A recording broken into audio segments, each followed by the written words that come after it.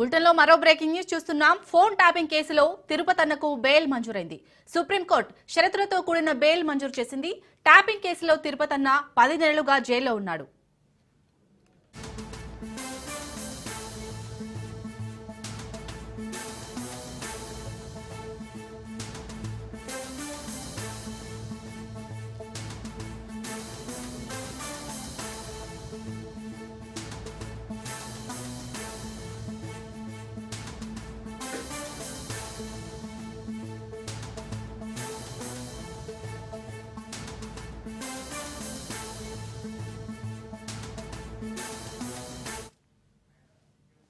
Phone tapping కేసులో తిరుపతన్నకు bail మంజూరైంది.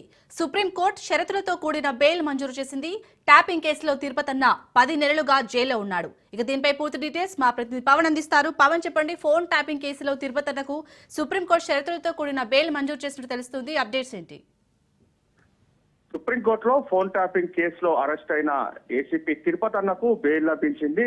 అయితే phone tapping కేసులో కీలకంగా ఉన్న తిరుపతన్నను కూడా పోలీసులు అరెస్ట్ కూడా చేశారు. అరెస్ట్ చేసిన నేపథ్యంలో ఇటు హైకోర్టులో కూడా బెయిల్ పిటిషన్ వేసిన నేపథ్యంలో హైకోర్టులో రిజెక్ట్ అయింది. రిజెక్ట్ అయిన నేపథ్యంలో సుప్రీంకోర్టును కూడా ఆశ్రయించారు. సుప్రీంకోర్టులో ఈ యొక్క బెయిల్ పైన వాదనలు కూడా జరిగాయి. ఒక వాదనలు విన సుప్రీంకోర్టు మాత్రం తిరుపతన్నకు బెయిల్ మంజూరు చేస్తూ ఉత్తర్వులు జారీ చేసింది. అయితే ఇందులో మాత్రం కొన్ని కండిషన్స్ కూడా సుప్రీంకోర్టు అప్లై చేసింది. ఏంటంటే దేశం విడిచి ఎక్కడికి వెళ్ళొద్దు, అంతేకాకుండా ఫోన్ ట్యాపింగ్ కేసులో ఎవరైతే సాక్షులు ఉంటారో వారిని బెదిరించొద్దు అని చెప్పి కూడా ప్రధానంగా ఇందులో సుప్రీంకోర్టు కూడా కొన్ని గైడ్ లైన్స్ కూడా పెట్టింది. అంతేకాకుండా ఫోన్ ట్యాపింగ్ కేసులో ఎప్పుడు పిలిచినా విచారణకు అందుబాటులో ఉండే విధంగా దీనికి సంబంధించి కూడా మధ్యంతర ఉత్తర్వులు జారీ చేసింది. మొత్తానికి చూస్తే ఈ యొక్క కండిషన్స్ నేపథ్యంలో తిరుపతన్నకు కూడా బెయిల్ లభించింది. మొత్తానికి తిరుపతన్నకు బెయిల్ లభించిన నేపథ్యంలో మిగతా సంబంధించిన వారంతా కూడా సుప్రీంకోర్టులో యొక్క బెయిల్ పిటిషన్ కూడా వేయిస్తే ఆలోచనలో కూడా ఉన్నారు.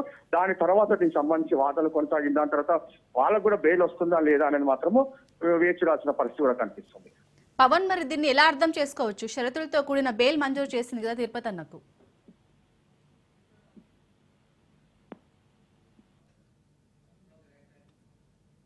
Right, thank you Pawan.